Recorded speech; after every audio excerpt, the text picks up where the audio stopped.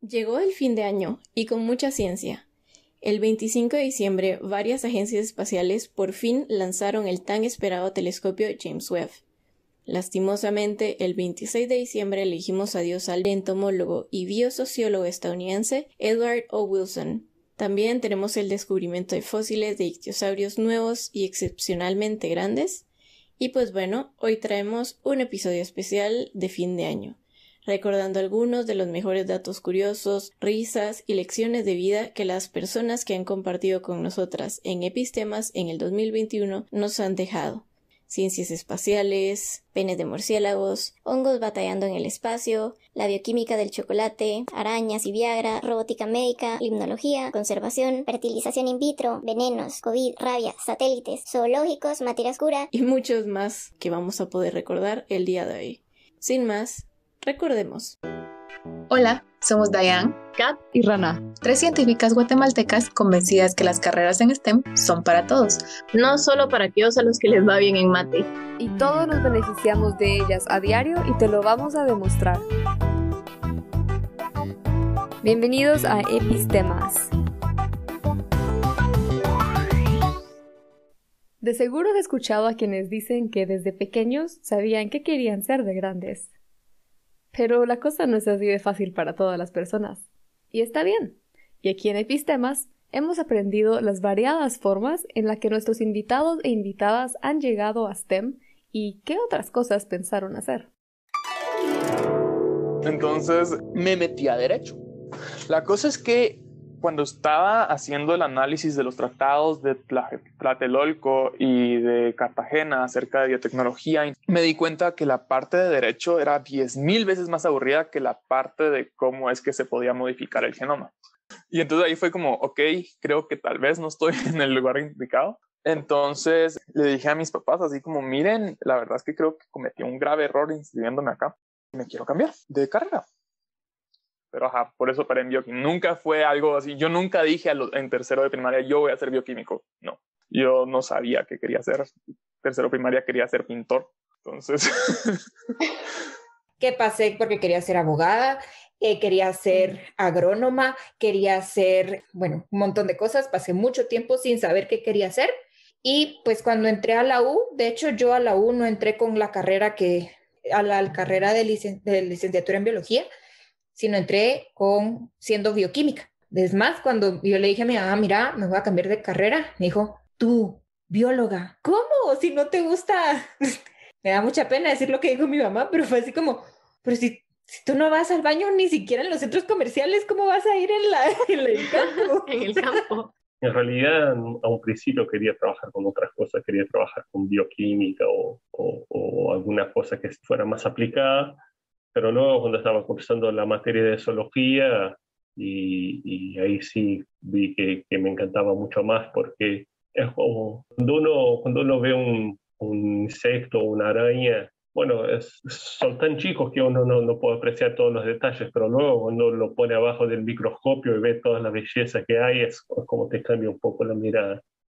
Empecé en odontología, empecé y estuve ahí un par de días y estaba sentada en la clase, ¿verdad? Entrando y dije yo, ¿qué estoy haciendo acá? Esto no es lo que yo quiero. Me acaban de decir un montón de ideas y yo ya sé desde chiquita qué es lo que yo quiero. Llegué a mi casa y le dije a mis papás, me voy a veterinaria mañana. Pensé siempre, ok, quiero estudiar esto, quiero saber más de cómo funcionan las cosas. Pero justo un año antes de iniciar la universidad tuve un lapsus por ahí que decidí estudiar ingeniería en alimentos. No sé por qué.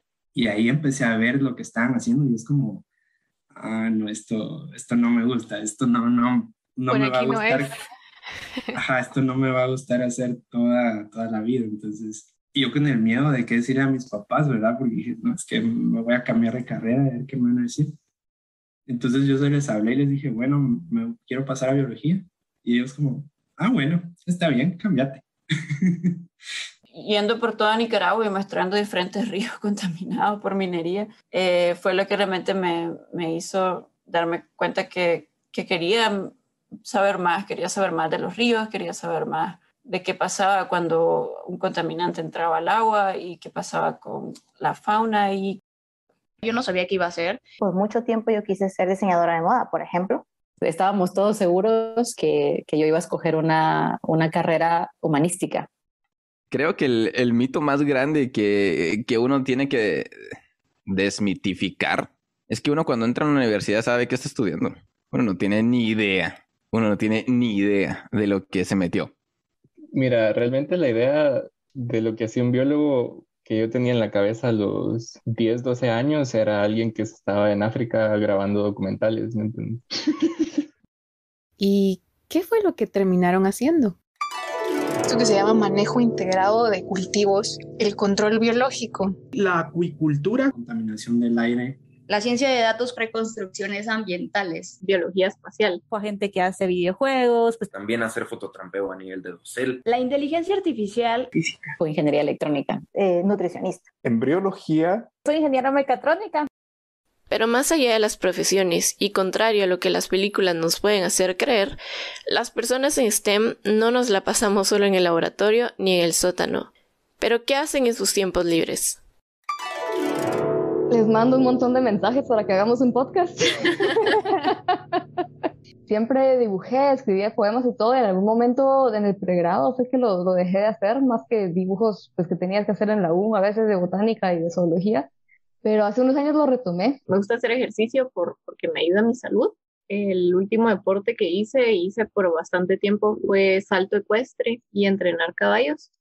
Leer así como fantasía o temas así que pueden parecer triviales, pero que haces como alimentar un poco la imaginación y cambiar un poco de rollo. Y incluso hasta la fecha que me gusta todavía dibujar y sigo así cursos en línea de animación y todo. También hago un poquito de carpintería, tallo madera. Me gusta mucho salir a trotar. Me encanta cocinar. Creo que lo he platicado alguna vez con la rana y es por lo similar que es una cocina y un laboratorio. Antes de pandemia yo iba mucho a bailar al swing. La literatura para mí fue mi salvación. Jugar, me gustan los videojuegos, me gustan las computadoras, me gusta cantar, me gusta hacer bromas, pasar ratos con mi familia, de bailar, aunque sea yo solita. Y luego pues me encanta leer. Me encanta, si me queda un tiempito, ver alguna buena serie de Netflix. Pues me gusta la música, la cocina y la jardinería. A mí me encantan los talleres, me encantan las herramientas, me encanta hacer como cosas. De hecho, eso es uno de mis hobbies también, armar cosas y hacer pequeños proyectos. Toco piano y ukulele. Me gusta dar clases de data science. Me gusta mucho también escalar, correr, probar cualquier deporte nuevo, aprender a surfear, juego softball. A la egiptología desde muy niña me he dedicado a leer y a estudiar mucho del arte egipcio principalmente. Otro de mis pasatiempos es la novela, o sea, leer, escribir, me gusta mucho. Me gusta mucho la arquitectura, me gusta mucho el arte.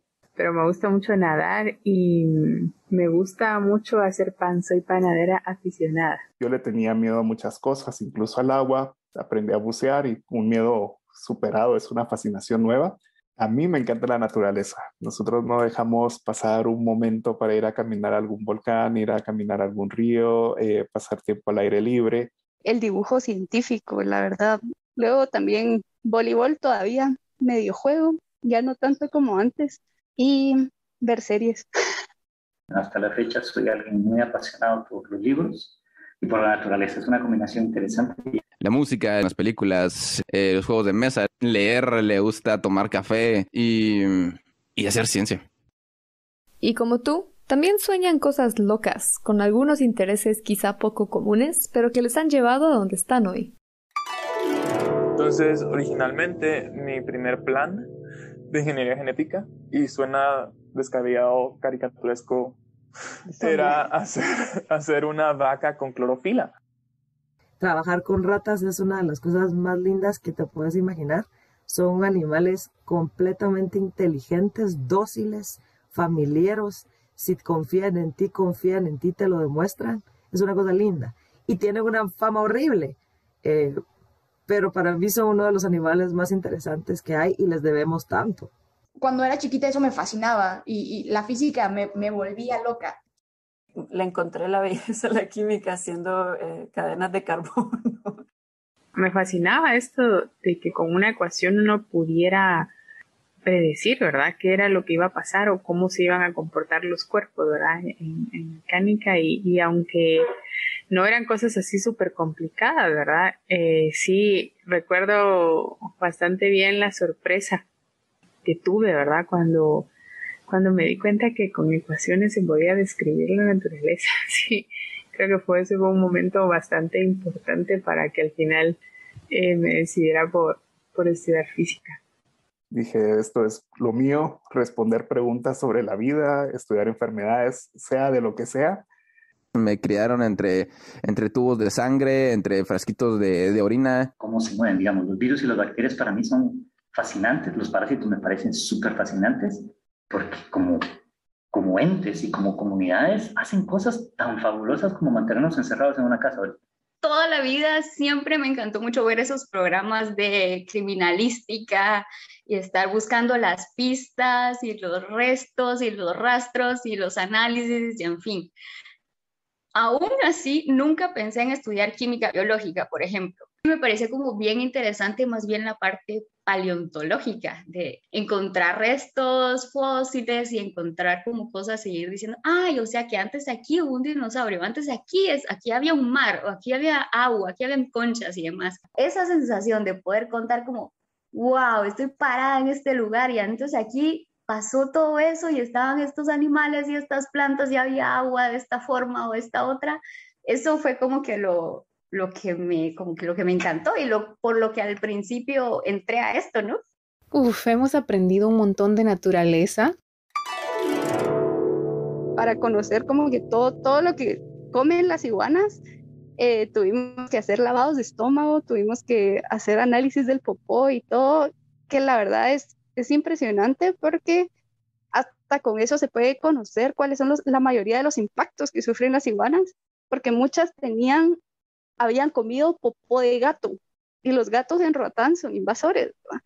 Entonces nos dimos cuenta que tanto porque los gatos matan a las iguanas o porque las iguanas se comen el popó de los gatos generan un impacto negativo en las poblaciones. De cómo unos organismos que son tan variados, tan distintos, tan complejos, pueden pasar desapercibidos. Eso, y que yo creo que desde el primer momento me pareció un reto como cultivador de orquídeas, el hecho de que existieran plantas que se les tiene que dedicar 364 días al año para verla florecer un día o menos de 24 horas. Eso me pareció retador y magnífico al mismo tiempo.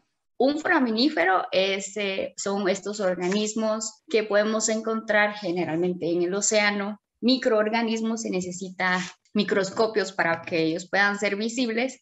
Digamos, en el área de paleoceanografía, estos son muy utilizados para hablarnos un poco como que del ambiente que hay en ese momento en los que ellos están vivos. Entonces puede ser que ellos vivan en la parte más superficial del agua o puede ser que vivan muy en el sedimento, muy pegaditos al suelo. Cuando uno se va a meter ahí a trabajar con ellos, uno se da cuenta de la pasión que tienen esta gente por estos animales y toda la conservación, la concientización que hacen desde el zoológico para la otra gente, que digamos, otra gente no, digamos, toda la gente no puede ir al África a ver un elefante, ¿verdad? Pero sí puede ir a ver a la mocosita, al zoológico La Aurora. Pero fue súper interesante.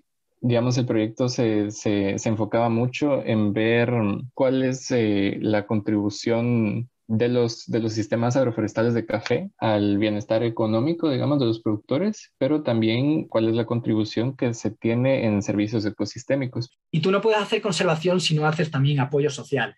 O sea, si tú no estás considerando también a las locales, realmente tu conservación está valiendo poca. Es lo mismo que decir, ¿sabes qué? Voy a comprar todo este terreno, a todos los que viven ahí se les manda a otro lado y yo protejo este área. Pero esa gente en otro lado van a lo mejor también deforestar. Entonces es mejor involucrar a las comunidades en el desarrollo de su economía de una forma sostenible. Porque salvar algo es para algún fin.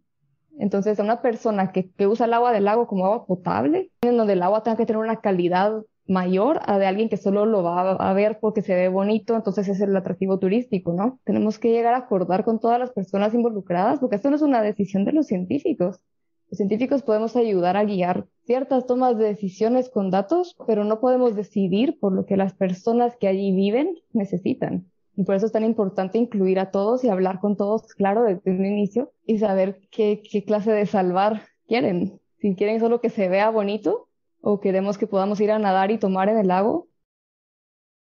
Y dentro de tanta naturaleza, aprendimos un montón de animales incomprendidos. Y ellos dicen que las arañas matan anualmente cerca de 800 millones de toneladas de insectos. O sea, la estadística no sé si es exacta, pero anda por ahí. Entonces, serían como el principal o uno de los principales controladores de poblaciones de insectos que existen a nivel de los invertebrados, ¿no? Entonces, siempre me han parecido animales muy poco comprendidos y es algo que quizás me parece injusto, ¿verdad? No, los murciélagos nos dan tantos beneficios, no solo, digamos, en polinización, dispersión de semillas, solo ellos pueden polinizar el agave que nos da tequila, en control de plagas pueden ayudar un montón con los cultivos de elote. Que fue lo que me pasó a mí con herpetología. El público de herpetología es algo sumamente restringido. Es como que un nicho súper pequeño. La gente que en realidad está interesada en herpetología es algo muy poquito. Entonces, tú compartís fotos de serpientes, de ranas, y la gente que en serio se va a disfrutar esas fotos es a la gente a la que le gustan las serpientes y las ranas. Que las demás personas les tienen miedo, les tienen asco, y al final es parte del objetivo ir quitando ese miedo, ese asco, publicando este tipo de fotos, hacerle ver a la gente que no, pues que son súper importantes, que la mayoría son inofensivas, y aunque no son inofensivas, pues no te van a hacer nada, ahí están, son súper importantes y hay que aprender a vivir con ellas. Hablando de miedos, también tuvimos un especial de terror durante el mes de octubre. Casi todos los accidentes que hay con serpientes venenosas son los trabajadores, son quienes están en el campo, ¿no? Quien está en la chácara trabajando con la yuca, con el cacao, o sea, que está con los cultivos, arrancando una yuca, por ejemplo, o cogiendo un cacao y la serpiente está ahí, como puede ser una Bothriechis, ¿no? Una víbora de pestañas que esté en un cacao, va a cogerlo y le muerde. Entonces, esas son la gente que está realmente afectada. Que tú vayas por el campo y te encuentres una serpiente, la probabilidad de que la serpiente se huya, es casi del 100%. Y si no huye, lo que va a estar es quieta, según la especie, ¿no? Hay serpientes, ya sea venenosas o no venenosas, que en cuanto te ven se van, y otras que se quedan quietas. Hay unas que son las Porcidium, que son unas así víboras gorditas que se mueven poco y suelen estar ahí quietecitas y pasas al lado y simplemente se van a estar quietas. Y si tú pasas demasiado cerca de ella va a sentir que es una amenaza, obviamente, y te va a lanzar un ataque posiblemente por protegerse, ¿no? Porque te viene alguien que es mucho más grande a pegarte un pisotón, o a lo mejor tú intentas dar un bofetón, pues ella tiene colmillos y va a utilizar su defensa, ¿no? Entonces las probabilidades son realmente cuando el trabajador al animal, sobre todo de día, que está letargado, que está dormido, se acerca y de forma desprevenida a este animal se siente agredido, aunque no lo estés agrediendo, es lo que él siente. O levantas una tabla, mueves el tacho de basura, el cubo de basura y está ahí detrás ella descansando y se asusta y te muerde, ¿no? Entonces las probabilidades están ahí, a los que vamos al campo, pero las probabilidades de que te muerda una, que tú la veas y ella a ti, es prácticamente cero, salvo que te vayas hacia ella, ¿no? Y la serpiente, eso de que te persigue, no. Mitos que hay que volver a desmentir es que el murciélago nunca lo va a atacar a uno, inclusive le tienen más miedo a uno que uno a ellos. Entonces sí, eso también siento que es de la cultura pop, donde los zombies y los vampiros quieren atacarlo a uno, entonces los murciélagos automáticamente lo quieren atacar a uno. No, ya habiendo aprendido que los murciélagos ocupan una infinidad de nichos alimenticios, aparte de ser hematófagos, no lo van a atacar a uno, o que se le van a ir a enredar en el pelo a las mujeres con pelo colocho o rizado, o que curan la calvicie. Entonces que llegara alguien con un murciélago y se lo pasa aquí en la cabeza, ¿verdad? No. Las únicas veces que se ha tenido un ataque de murciélago es cuando hay potreros y, quiéralo o no, Desmodus se llega a meter a las casas de las personas, pero que realmente tengan ese objetivo ellos de llegarnos a atacar, eso es 100% falso. No va a pasar. La gente que tiene miedo a las arañas, cuando uno les pregunta por qué tienen miedo, no suele contestar que es porque tienen miedo a que le piquen o por el veneno. O sea, te van a decir algo que es, ay, porque no me gusta cómo camina, no me gusta que tenga muchas patas. Entonces es algo que no es exactamente racional desde el sentido de, bueno, este animal me puede hacer daño, sino que es algo que pasa mucho más por la impresión de algo raro que no le gusta. Claro, y bueno, tiene sentido porque la mayoría de las arañas no son peligrosas. O sea, si bien casi todas tienen veneno, el veneno es bioquímicamente no actúa sobre nosotros en la mayoría de los casos, sino que actúa sobre las presas que ellas comen, entonces insectos, otras arañas. Y de hecho, aunque si actuara, es muy raro que una araña te llegue a picar, ¿no? Bueno, existen, claro, arañas que son peligrosas, pero son pocas especies, y aún estas especies, la mayoría son bastante tímidas. O sea, por ejemplo, la araña violinista solo te va a picar si uno la presiona contra el cuerpo sin querer, y ahí pues se está defendiendo. Pero también aprendimos de naturaleza a través de las matemáticas. Entonces, cuando el universo era mucho más joven, ¿verdad? El universo se ha ido enfriando, ¿verdad? Entonces, mientras más joven era más caliente. Hubo un momento en que estas partículas existían, ¿verdad? Existían porque el universo era tan energético, o sea, tenían bastante energía las partículas que estaban bueno, se les suele llamar como caldo primigenio, ¿verdad? Y lo de caldo es porque estaban todas ahí chocando unas con otras.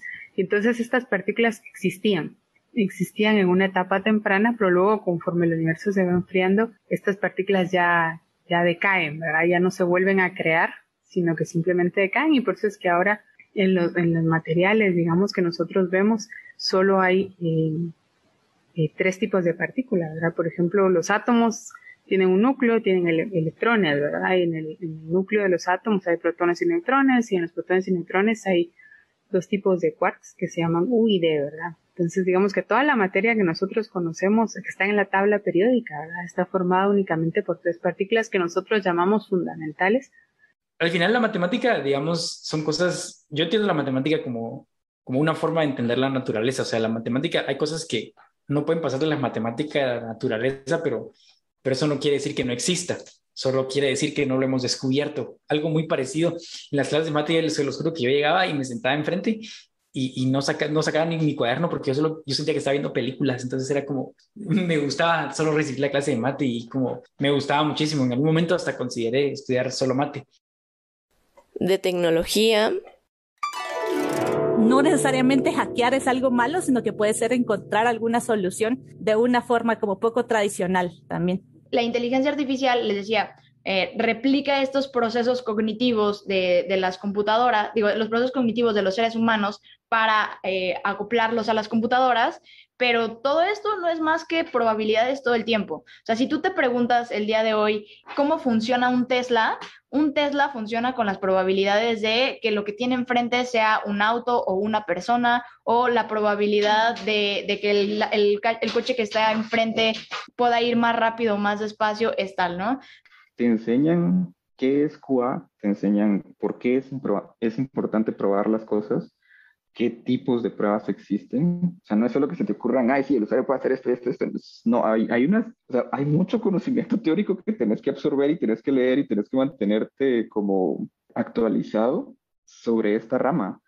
Bueno, es un sistema que tiene pues partes fundamentales para que podamos considerarlo como un robot. Necesita de alguna manera para poder tomar decisiones. O sea, puede ser un software o un sistema de control. Ese sistema de control a su vez necesita sensores o entrada de información con el que se puedan tomar esas decisiones, y finalmente pues una salida, que esto es el resultado de lo que va a hacer el robot, ¿no? Y también nos han compartido curiosidades sobre su trabajo o cómo es que su carrera se aplica directamente en la sociedad. Por ejemplo, entonces podemos como recuperar como ideas desde la física o incluso desde todas las ramas de la ciencia para poder entender cómo nos relacionamos, inclusive para poder entender y resolver problemáticas muy severas, ¿verdad? Corrupción, como les decía, nutrición, desigualdad, una distribución pobre de recursos entre todos los que habitamos el país. Entonces, definitivamente uno va encontrando como muchas relaciones muy interesantes que pueden surgir entre la física y otras ciencias. Es difícil. En cuanto a turismo, yo sí soy alguien que cree muy firmemente que el turismo fotográfico es algo que puede apoyar muchísimo, no solo a la conservación, sino que a los esfuerzos de las comunidades. A través de la fotografía, al menos puedes generar que muchas personas que han visto siempre las serpientes sin prestarles atención en sus detalles, las coloraciones, las formas, que si con una fotografía bonita puedes conseguir que le presten un poco más de atención, y si la fotografía te queda bonita, aun si hay una serpiente en esa foto, puedes conseguir que asocien la belleza de esa foto con la belleza de la serpiente y puedes empezar a reducir ese odio, ¿no? Obviamente tienes que incluir el conocimiento, hacer divulgación con palabras también, porque no se protege lo que no se conoce. Esa frase creo que es demasiado conocida y es una verdad, ¿no? Fíjense que es impresionante el desconocimiento que se tiene sobre los recursos de Guatemala. Tú le preguntas a un capitalino promedio sobre si ha escuchado sobre los manglares, pues tal vez nunca ha ido a un manglar, o tal vez ha estado ahí, pero no sabe qué es un manglar, por ejemplo, ¿verdad? O no sabe que en Guatemala hay arrecifes de coral. Entonces creo que el desconocimiento también es parte del problema, y con el simple hecho de que tú le hagas conocer al guatemalteco que tenemos arrecifes, tenemos manglares, tenemos recursos importantes, eso le permite ya tener conciencia que, bueno, hay que cuidarlos o hay que poner acciones en pro de estos ecosistemas, porque a veces desde ahí empieza el desconocimiento, desde el hecho en el que todas las aguas residuales que se generan en la capital, la mayor parte va a parar al Caribe de Guatemala. Y eso afecta en gran medida a los arrecifes de coral, y a veces cuando estamos generando estas aguas residuales desde nuestros hogares en la ciudad capital, ni tenemos idea de que los corales se van a ver afectados. Y por supuesto que no podemos olvidarnos de las ciencias espaciales. Al final lo que hice ni siquiera fue astrobiología, fue biología espacial. Yo sé que suena que es lo mismo, pero es diferente. La astrobiología busca vida en el exterior del planeta Tierra, y la biología espacial busca entender cómo cuerpos biológicos del planeta Tierra se comportan estando en el espacio. Entonces, pues se requerían hacer experimentos en microgravedad con estos 3 microsatélites que están dentro de la estación. Estos satélites tienen el objetivo de hacer experimentos de acoplamientos y demás de bajo costo, ¿verdad? Porque los satélites pues son de un elevado costo, pero teniéndolos en condiciones de laboratorio, se pueden hacer experimentos de acoplamiento, algoritmos de acercamiento y muchas cosas, ¿verdad? Precisamente por eso están dentro de la estación, pero los astronautas, ellos pues siguen las instrucciones, pero los expertos en el experimento estaban en este caso en la Tierra, ¿verdad? En el laboratorio donde yo me encontraba. Es básicamente el estudio de un cultivo dual.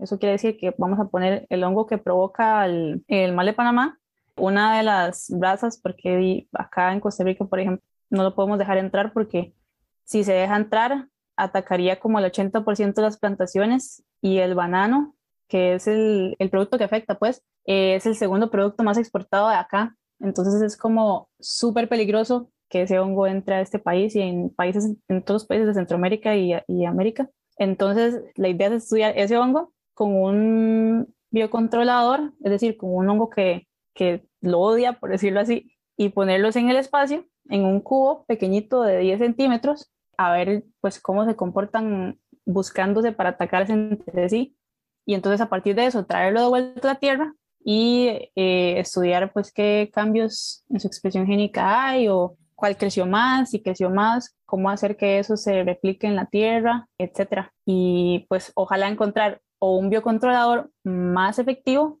o una cura para esa enfermedad. De enfermedades y otros aspectos de la medicina humana. Lo mío fue lo que le hice en medicina sanitaria en materiales y procesos, que significa que estudiamos los componentes de productos, plantas medicinales, básicamente orientales acá, y pues se modifican y pues ya se evalúan sus efectos. Y me asignaron el tema de cáncer.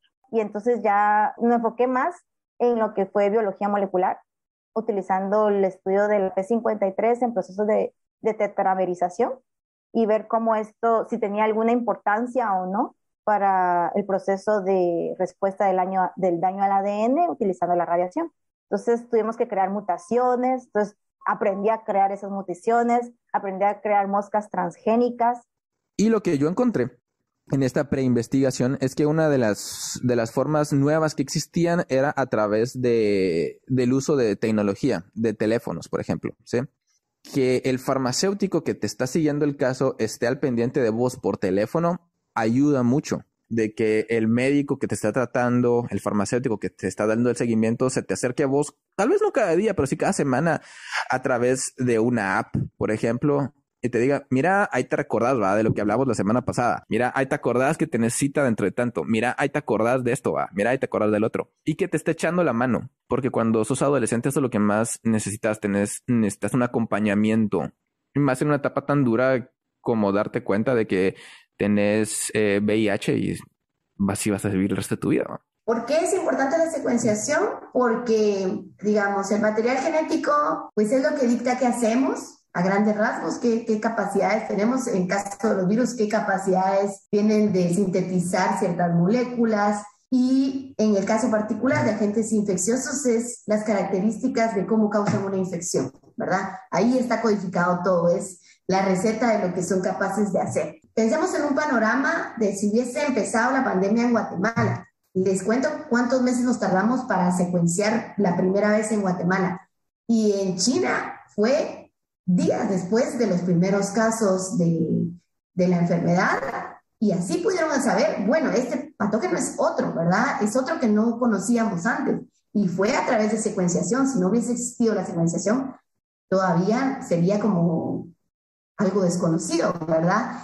Y otra parte importante es que cuando hay estos estudios en los cuales se detectaron brotes y se pudo saber, bueno, fulanito infectó a sutanito y después de aquí para allá, se fue para allá, también es a través de secuenciación. ¿Cómo supimos si era una reinfección o si era una infección prolongada? También fue a través de secuenciación, ¿verdad? Porque con la secuenciación se podía decir, esta persona estuvo infectada con esta secuencia del virus. Veces después se volvió a infectar. ¿Cómo sabíamos si era la misma infección o era otra? Solamente a partir de la secuenciación, ¿verdad? Y las vacunas también se generaron, como ustedes bien lo saben, con información de secuencias, ¿verdad? Entonces, por donde lo veamos, la secuenciación es importante. Andrología es el estudio del hombre. Entonces, hay una parte médica que estudia prácticamente la anatomía y que también estudia la producción de espermatozoides. Y en el laboratorio se refiere al estudio de espermas. Entonces, es su análisis, cómo se procesan y encontrar cómo seleccionar los mejores espermatozoides dentro del montón que salen. Embriología es la manipulación de embriones humanos y de gametos para facilitar su fecundación. Ahí fue donde hice el boom de pues, la veterinaria, la biología, la medicina, la conservación, las enfermedades, pues, todos son uno. Y ahí después de eso me brinqué a donde estoy ahora, estudiando enfermedades. Y nunca está de más tener datos curiosos bajo la manga, en especial en estas fechas. Bueno, ese tema si es polémico me dicen y lo sacan porque no sé si es para niños. pero es una araña que con la mordida genera priapismo, ¿no? Que el priapismo es justamente una erección que dura mucho tiempo. Y bueno, eso era un problema porque, bueno, eso en algún momento puede generar una gangrena, bueno, o problemas asociados a circulación. Y la profe esta lo que hizo fue aislar la molécula que generaba pues este priapismo y lo volvió una especie de Viagra, o sea, una modificación del Viagra que ya no funciona, digamos, inyectado, que no te afecta el corazón ni nada, sino que lo van a vender en forma de crema, ¿no? Entonces es como resolvió un problema gigante para un montón de gente que no puede consumir eso, untándolo, ¿no? Y lo otro que ella encontró también, que eso fue como el boom, y es que también parece que funciona en mujeres, así que fue como el descubrimiento. Y entonces empezamos a más o menos explicarles cómo ocurre la fecundación de forma natural, que no es un proceso biológico perfecto. Nosotros sabemos que necesitamos por lo menos 5 ciclos menstruales para lograr un embarazo en una pareja que tiene todo perfecto. todo perfecto. Te estoy hablando, la edad máxima de edad reproductiva de una mujer son 22 años. Y a los 22 años, 1 de cada 5 intentos funcionan de manera natural. Estamos viviendo en el futuro. O sea, eso de lo que nos hablaban los libros de ciencia ficción, ya está aquí.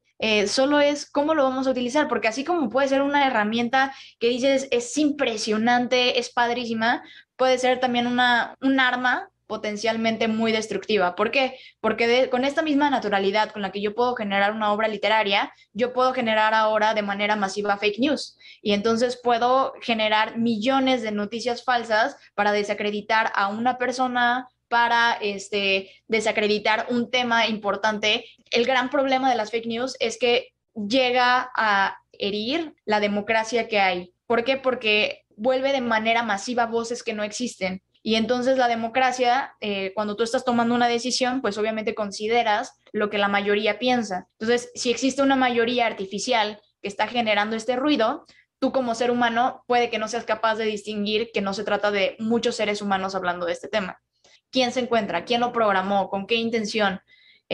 Porque pues sí, o sea, parecen cosas muy padres y todo, pero como todos, fue programado por un ser humano y un ser humano tiene sus defectos y sus virtudes, ¿no? Y esos sesgos que puede traer culturalmente y esos sesgos de discriminación y todos estos prejuicios que tienen los seres humanos, puedes transmitírselo también a los algoritmos. Entonces, cuando uno hace chocolate, el chocolate naturalmente no adquiere el cristal 5 y 6, sino que puede adquirir cualquiera. Entonces, uno tiene que forzarlo a estar en uno de esos cristales. Y la manera en que uno fuerza esto es subiendo y bajando la temperatura varias veces. Y eso, si eso le suena a un PCR, es exactamente lo mismo. En todo esto de los venenos, que se habla siempre muy mal del veneno de las serpientes, yo animo a la gente a que investigue, por ejemplo, con el Captopril. Captopril es un medicamento que se utiliza para problemas de corazón, que está extraído, se obtuvo de un veneno, de una Botros de Brasil, y que es un medicamento muy, muy, muy usado a nivel mundial, salva miles y miles y miles de vidas anualmente y es obtenido de un veneno de una víbora. Y ahora es momento de las anécdotas. Riámonos un rato. Estaba metido en el río y era como, ¿me alumbras acá, por favor? Cada 30 segundos era, ¿me alumbras acá, por favor?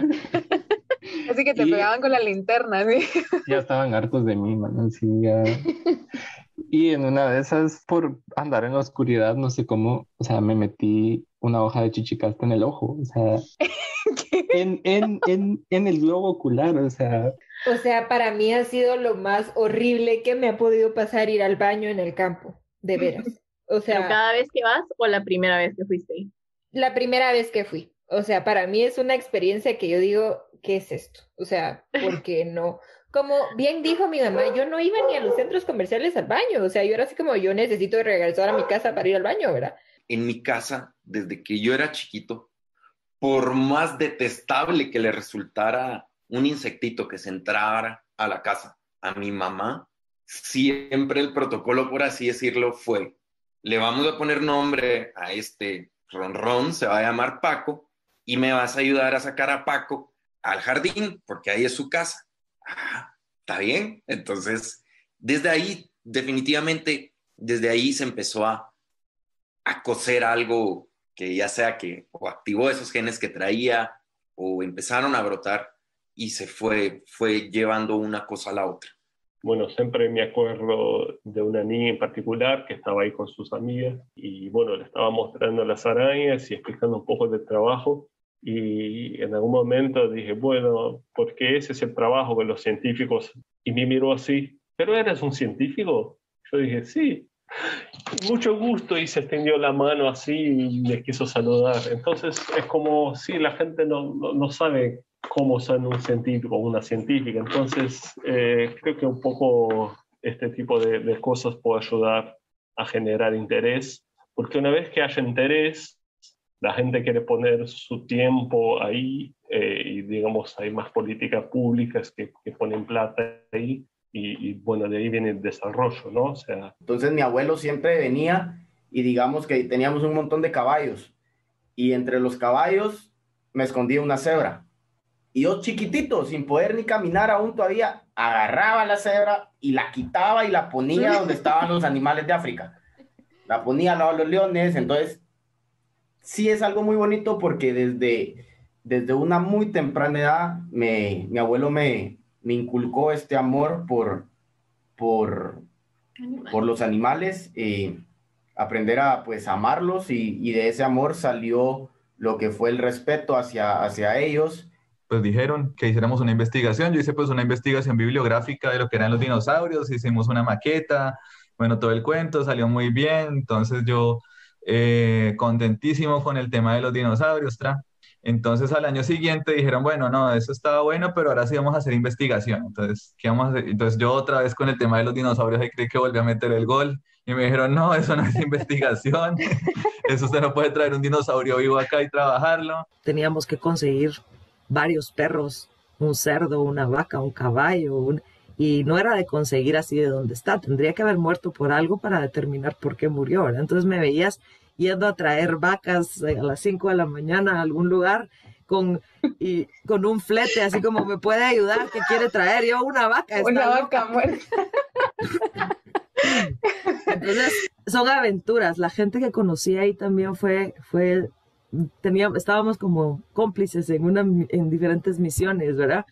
Y solo a platicar de murciélagos me dio un tour magnífico. Esa ha sido de las experiencias más bonitas de mi vida, cuando primera vez entré, también entre comillas, tras bambalinas en el museo, porque se tiene la parte que es para el público en general, donde se tienen todas las exhibiciones, un montón de cosas increíbles para ver, pero lo que mucha gente no sabe es que hay toda una institución de investigación del otro lado de ciertas puertas.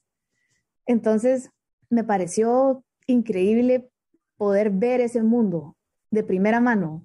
Y dije, oh, wow. Y me le dije a mí misma, yo voy a trabajar aquí. Y me lo creí 100%. Dije, yo voy a trabajar aquí.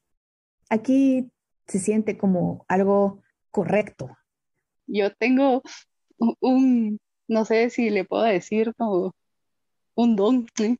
que puedo imitar bastante bien a las ranas. Entonces yo iba a imitar a la rana y la encontré. Pero además de risas, en todo hay momentos complicados y nos compartieron los retos con los que se encontraron. Cuando llegué a la U y miraba que la Mara tenía como más conocimiento del área y yo estaba así como en blanco, dije, hijo de la gran. Pero entonces ahí también te das cuenta que si tenés las ganas de aprender, se puede. Toca aprender, toca crecer y aunque uno no se dé cuenta, lo hace y aunque uno no quiera, lo hace.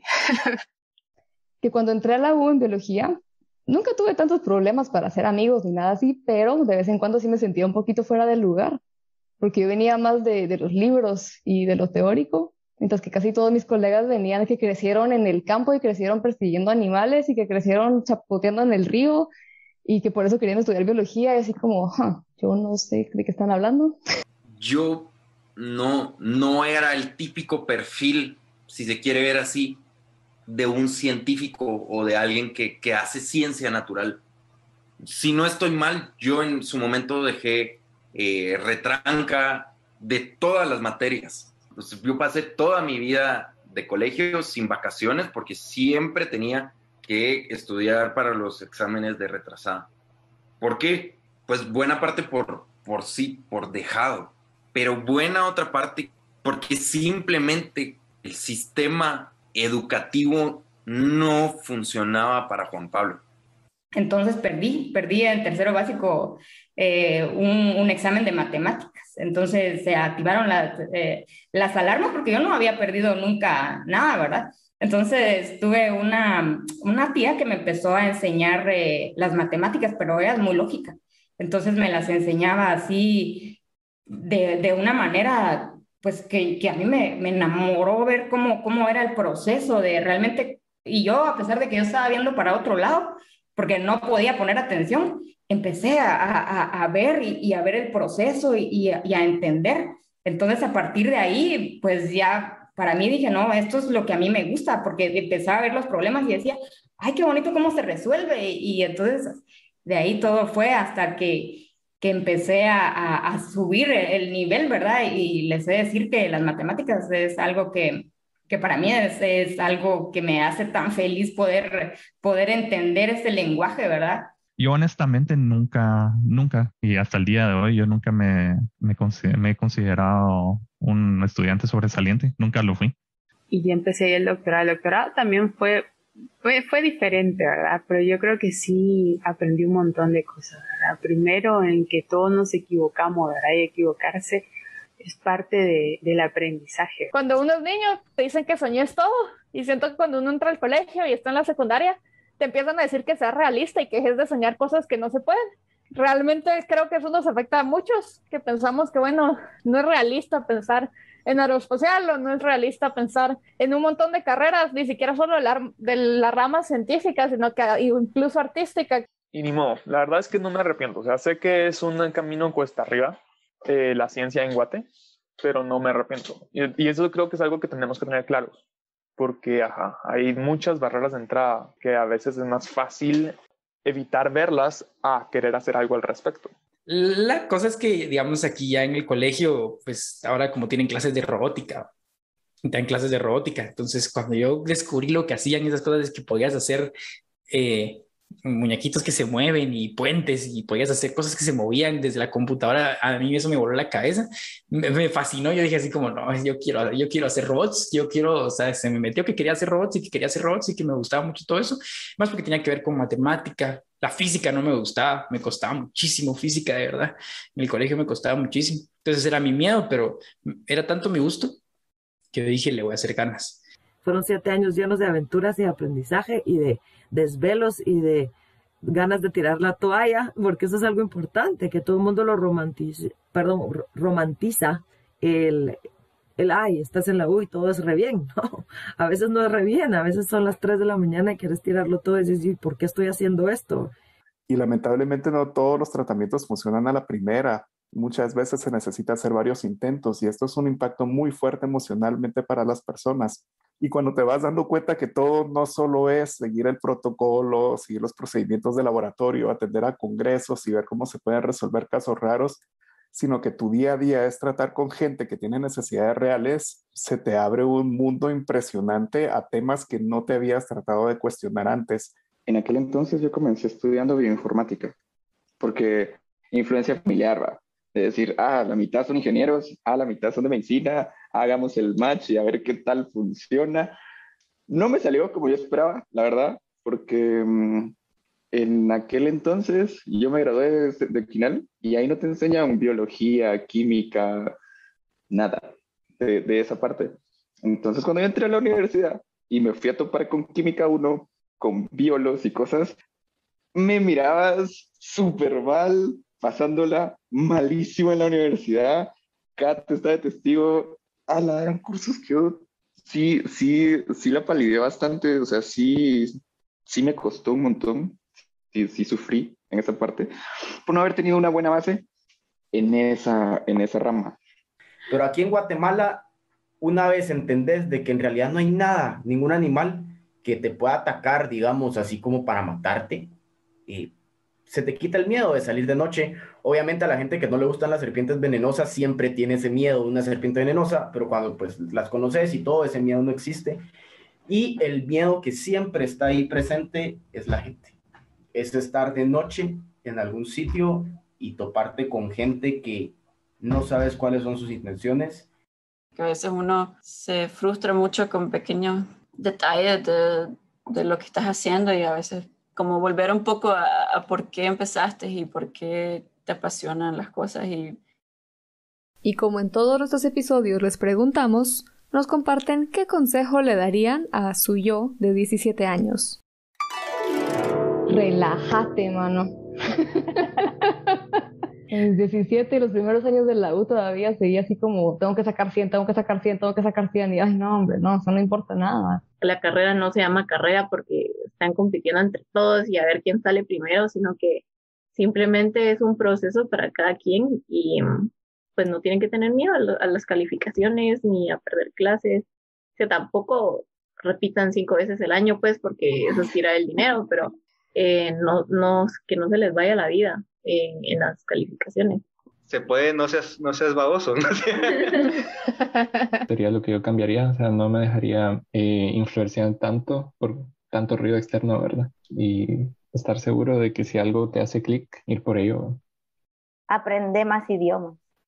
Que se vale que se relajen. Créanme, las mejores ideas que yo he tenido ha sido después de un fin de semana de no haber hecho nada o haber, no sé, pasado todo el fin de semana viendo películas o tele o maratones de caricaturas japonesas. Que tengan menos miedo a equivocarse, porque creo que eso es algo que sobre todo en esa época yo estaba muy preocupado por ganar medallas que no importaban y cosas así, entonces que tengan menos miedo a equivocarme. Me he topado con personas cuando estuve en Guate de que les interesa bastante estudiar biología o alguna carrera afín a ciencias, pero como que llegaban otras personas y les cortaban las alas. Lo que yo diría es no dejarse llevar tanto por lo que los demás le dicen a uno, sino que confiar en uno mismo. Es como... Mira, no todas estamos hechas para todas las materias, digo. O sea, digamos, a mí me pones algo de sociales y sepa Dios, ¿verdad? O sea, así... Y hay gente, y hay personas que les fascinan las ciencias sociales, y yo digo, pues qué bueno, para todo eso está, o sea, para eso está el montón de carreras que hay actualmente. Entonces, date chance, conocer. Que no te importe lo que digan y tenés que mantenerte real con vos mismo en todo momento. O sea, soltar esas cadenas de lo que van a pensar, de la presión que tenés de estudiar otra cosa, todo eso no es importante. Y dedicarte en serio a lo que te apasiona. Confiar un poco primero en mí misma y en mis capacidades, pero también confiar que las oportunidades existen. No se desperdicia el tiempo, digamos, pasaría menos tiempo preocupada por mi futuro y qué va a pasar. Tener paciencia, porque todo llega a su tiempo, o sea... Yo creo que cuando yo era adolescente me cerré a muchas oportunidades y a conocer a mucha gente porque no era parecida a mí, ¿verdad? Entonces creo que esa actitud no era muy buena. Creo que dejé muchas amistades porque hacían cosas que a mí no me gustaban o no me parecían correctas en mi sentido de según lo que me habían enseñado en mi familia, ¿verdad? Entonces creo que le recomendaría estar más abierta a escuchar nuevas ideas, a probar nuevas cosas. Que tal vez no se preocupa demasiado por decidir por una carrera y creer que eso es con la que se va a casar, porque hay demasiadas maneras en las que uno puede dedicarse a una carrera y luego hacer otra o hacer cosas por fuera y terminar trabajando en eso. Que no se preocupe tanto. Que no tenga miedo de ser quien es. Además de muchísimos otros valiosos consejos. No tenés que ser así un astro en matemáticas, en físicas o en química. Con que te guste y te apasione, puede lograr hacer muchas cosas. Por ejemplo, una de las cosas más complicadas para mí en los años de universidad fue, yo no fui la alumna más destacada de mí, no éramos muchos, para empezar éramos grupos pequeñitos de 8 estudiantes, ¿no? Entonces había mucha competencia muy fuerte por ver quién sacaba las mejores notas, ¿no? Y al final yo algo he descubierto con el paso del tiempo, y es que no necesariamente el que saque las mejores notas es el que al final va a terminar destacando, ¿no? No es como que no es una fórmula de éxito, ¿no? Entonces hay prejuicios que tenemos que son muy graves, y eso no solamente son los propios compañeros, sino también los profesores o los maestros que te dicen, es que si no saca buenas notas no le va a ir bien, no va a ser un buen profesional. No es cierto, o sea, tampoco pensemos, a ti te habrá pasado, a mí me pasaba, me ponía nerviosa en algunos exámenes y sacas una mala nota, pero eso no quiere decir que seas mal estudiante. O sea, porque saques una mala nota en un examen, no es que seas una mala estudiante. Entonces hay que quitarse esos prejuicios, ¿no? No le tengamos miedo a las matemáticas, a la química, a la biología, a la física. No le tengamos miedo a aprender, no le tengamos miedo a desaprender lo que aprendimos mal. Aprendamos a disfrutar y aprender de otros. Como el nunca perder de vista este interés, ese talento para hacerse preguntas, ¿va? Como la imaginación con la cual describimos a los niños, como que uno la pierde mucho, ¿va? Y yo creo que también es un esfuerzo después como un cacho difícil como tratar de recuperarlo. Entonces como no dejarte como olvidar como esa parte y creer que es poco cool, sino siempre como abrazarla y dejar que sea parte de uno, ¿va? Leer. Leer es importante. Leer. Yo creo que si todos tuviéramos la oportunidad, bueno, y cuando digo oportunidad me refiero a que tuviéramos a mano los recursos para aprender a leer y tener suficiente material para leer, bibliotecas de verdad, acceso a los libros, todo en los idiomas que deberíamos tener. Si la gente tuviera acceso a la lectura y generara el hábito de leer para poder absorber la verdad y todo lo que está allá afuera, la humanidad sería mejor. No solo Guatemala, la humanidad sería mejor. No importa que falles, no importa cuántas veces falles, lo importante es que sigas haciéndolo. O sea, si te gusta, continúa. Y cuando las cosas son de uno, se le van abriendo puertas. No nos burlemos de los sueños de las personas que conozcamos. O sea, a veces uno piensa de que a los 30 ya tiene uno todo resuelto en la vida y en realidad no, ¿verdad? Pero creo yo que si uno sigue a su corazón, eso es algo muy importante. Y no solo seguir al corazón, sino también trabajar duro, porque de sueños no se vive, ustedes. O sea, uno tiene que soñar, pero también trabajar. Mi opinión, escucharnos. Y no podemos hacer un podcast de ciencia en el 2021 sin dejar un importante mensaje sobre la pandemia. La educación es sumamente importante para saber que hacemos una cosa por nuestro propio bien y no porque nos lo imponen. Gracias a todas estas personas que nos han hecho aprender, reír y motivarnos este año, incluyéndote a ti, que nos escuchas y que eres parte de la motivación principal para que continuemos trayéndote estas inspiradoras historias de profesionales en STEM. Te deseamos un feliz año nuevo y te recordamos que nos puedes seguir en nuestras redes sociales como @epistemas y también te invitamos a seguirnos en tu plataforma de podcast preferida. Nos vemos el siguiente año.